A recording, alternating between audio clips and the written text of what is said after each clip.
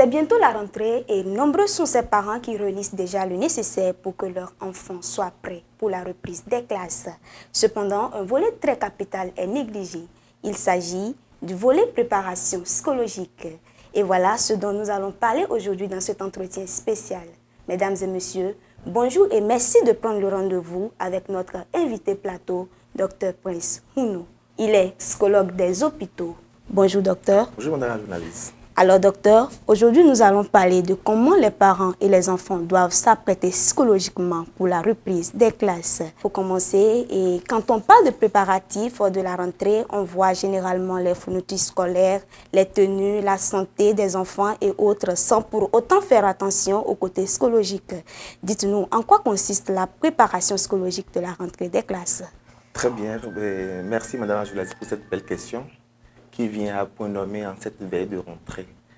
Parce que très souvent, les parents et les acteurs de l'éducation abordent la question de la rentrée sans fondamentalement aborder la préparation psychologique. Et comme vous l'avez dit, je pense que c'est très capital. Alors, quand on parle de rentrée, c'est une période déjà où les enfants qui étaient entre-temps en vacances reprennent les classes. Pour les uns, c'est une première fois. Pour les autres, c'est une reprise ou c'est une continuation. Donc, c'est déjà ça, la rentrée. Et cette rentrée, pour que ça se passe dans de bonnes conditions, il s'avère nécessaire qu'il y ait une bonne préparation psychologique. La préparation psychologique concerne essentiellement les enfants, mais en accord avec les parents. Et pour parler de préparation psychologique, il faudrait déjà que les parents aient quelques moments de temps, prennent quelques minutes avec les enfants pour pouvoir leur expliquer l'importance de la nouvelle année qui doit commencer. Et la première chose d'abord, c'est de pouvoir féliciter l'enfant. D'abord, le féliciter par rapport à l'effort qu'il a fait l'année passée et l'effort qu'on attend encore de lui pour l'année prochaine. La seconde chose, c'est déjà de commencer aussi par envisager comment lui pense entreprendre la nouvelle année qui va commencer. Si c'est par exemple un élève qui a quitté l'école primaire pour le collège, il faudrait déjà qu'on envisage avec cet enfant comment il pense commencer la rentrée. Puisqu'il n'est plus comme un enfant, il faut féliciter l'enfant, comme je l'ai dit, mais aussi rappeler l'enfant qu'il a grandi. Il n'est plus comme un enfant du CM2, mais maintenant il est devenu un collégien. Le mot collégien est très important pour l'enfant parce qu'il saura que oui, il n'est plus comme un élève, ni un écolier, mais aujourd'hui il est collégien. Il a grandi. Il a grandi, c'est très capital. Autre chose aussi qui participe à la préparation psychologique, c'est de faire les achats avec les enfants. C'est très capital. Vous imaginez combien le goût, bien le choix que porte l'enfant peut être très motivateur pour cet enfant. Si c'est que oui, bon voilà, je dis n'importe quoi. Si c'est que voilà, il aime par exemple un certain joueur et il voit la figure ou bien l'image de ce joueur sur un cahier, ça va beaucoup plus l'encourager, beaucoup plus le motiver à aller de l'avant. Autres éléments qui contribuent aussi aux préparations psychologiques, c'est de commencer par aider les enfants à rompre avec les vieilles habitudes. Pendant les vacances, on sait combien les enfants aiment se réveiller à 10 h, à 8 h pour les leptos ou bien à 10 h pour les leptas. Et on ne leur fait pas de pression. Mais à la veille de la nouvelle année, il faudrait qu'on commence par rompre avec ces anciennes habitudes qui vont devenir de plus en plus caduques. Par exemple, pour les collégiens, ils auront cours certainement à 7 h du matin. Effectivement. Vous voyez? Donc, du coup, il faudrait qu'on commence par les réhabituer, par les rééduquer par rapport à cette situation de se lever tôt. Parce que le corps et le psychologique doivent s'habituer progressivement. Ce n'est pas un sevrage brusque, mais c'est un sevrage progressif. Il y a aussi les enfants qui ont pris l'habitude de regarder la télé toute la journée. On ne peut pas leur refuser pendant cette de les vacances. Alors, on va commencer par réduire, voire supprimer ces moments de télé. C'est très capital parce qu'on ne peut pas continuer à suivre la télé jusqu'à la veille de la rentrée. Donc, voilà autant de préparations que les parents doivent faire avec les enfants. Voilà, chers parents d'élèves, quelques aspects sur lesquels il faut s'en tenir pour bien commencer la rentrée scolaire. Alors, dites-nous, docteur, pour les nouveaux élèves qui doivent commencer les classes, comment on doit les préparer psychologiquement? Et dans la préparation psychologique, on peut déjà aider l'enfant à déjà lui caricaturer la nouvelle école, lui parler en bien de l'école qui va commencer. Si c'est par exemple un enfant qui a quitté la maternelle pour le primaire, il faudrait déjà qu'on lui parle déjà de cette école qui va commencer. Autre chose aussi qui est important pour les nouveaux élèves, c'est de pouvoir faire le chemin avec eux. Pendant les vacances encore, pendant cette pré-rentrée, je pourrais dire, faire le chemin avec eux et les amener dans l'école qui vont commencer. C'est très capital. On ne doit pas attendre le jour de rentrée pour les prendre par la main et conduire à l'école, comme si voilà, c'est les gens qu'on amène à l'abattoir. Non. Vous imaginez les conséquences de ce acte qui n'est pas souvent fait, c'est les absentéismes.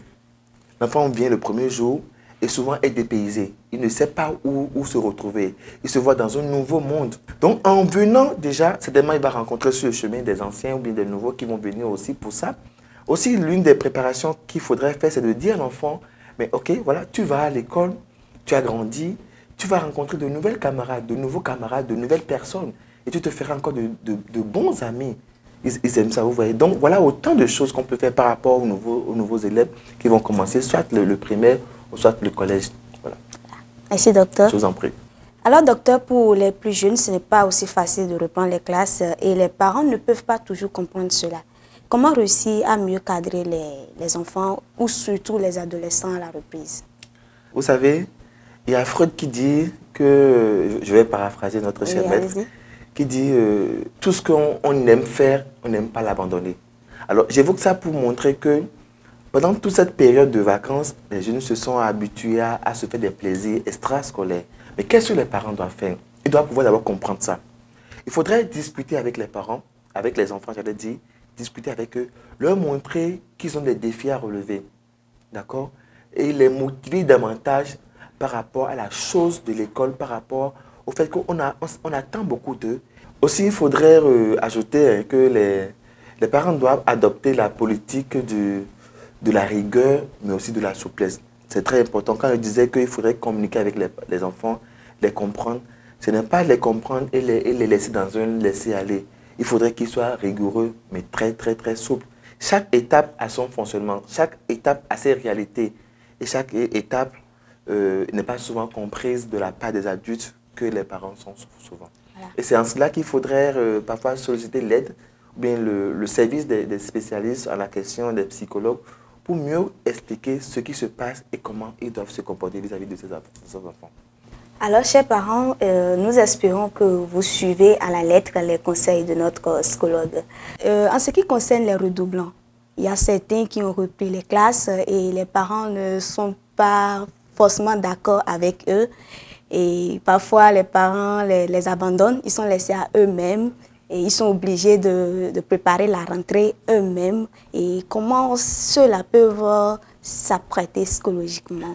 Les redoublants aussi sont des nouveaux élèves, d'accord? Et ils souffrent de cet abandon, ils souffrent du fait que personne ne se préoccupe de leur cas. Parce que déjà, ils ont repris, à tort ou à raison, une classe. Il y a cette souffrance psychologique qui est là. Et le fait que voilà, les parents ne se préoccupent même pas d'eux, ça fait encore souffrance. Et parfois, on leur dit, bon, allez, va prendre tes anciens cahiers, va voir s'il y a des cahiers encore qui ne sont pas utilisés, et va prendre pour continuer. On ne prépare pas la rentrée avec ces enfants qui ont repris malheureusement les classes. Et c'est souffrant psychologique pour ces enfants-là. Il faut que ces personnes qui ont repris, ces enfants, ces élèves qui ont repris, se mettent dans la peau d'un nouveau élève, d'un nouveau collégien. J'ai repris la classe, d'accord, j'ai fait la classe une fois, mais c'est une classe avec une autre réalité. La seule chose qu'ils doivent pouvoir faire davantage, c'est de reprendre confiance en eux-mêmes. Ils doivent pouvoir davantage se faire confiance pour pouvoir aborder sereinement la classe. Et qu'ils doivent pouvoir compter aussi sur leurs parents, qui doivent être un soutien psychologique très capital pour eux. Chers téléspectateurs, j'espère que vous avez compris à la lettre les mots de notre invité sur ce plateau. Alors, docteur, nous sommes à la fin de cet entretien spécial. Vous avez sûrement quelques mots à l'endroit des parents et des élèves. Alors, merci bien, madame la journaliste, pour cette occasion que vous nous donnez pour pouvoir s'adresser aux parents. Il faudrait déjà dire que la rentrée est une période de stress, une période très stressante pour les élèves, mais surtout aussi pour les parents, compte tenu des incidences que cela génère. Mais la préparation psychologique, ça va être très capital, tant pour les parents que pour les enfants, afin de les préparer à mieux aborder la rentrée Et ceci aussi, surtout, pour éviter des désagréments sur le plan psychologique lors ou pendant l'année scolaire. Que aussi les écoles ou bien les collèges puissent inscrire dans leur programme le suivi psychologique de ces enfants. Parce que beaucoup d'enfants viennent à l'école avec des problèmes psychologiques qui parfois impactent sur leur rendement scolaire. Et je vous souhaite une bonne rentrée aux parents et une bonne rentrée pleine de succès, pleine de belles choses aux élèves aussi. Merci docteur et merci d'avoir répondu à cette invitation. Merci beaucoup madame. Et voilà, amis téléspectateurs, nous sommes au thème de cet entretien que nous vous remercions d'avoir suivi. Espérons que vous prendrez en compte les conseils de notre psychologue. Nous vous laissons en compagnie de nos programmes sur L2A TV.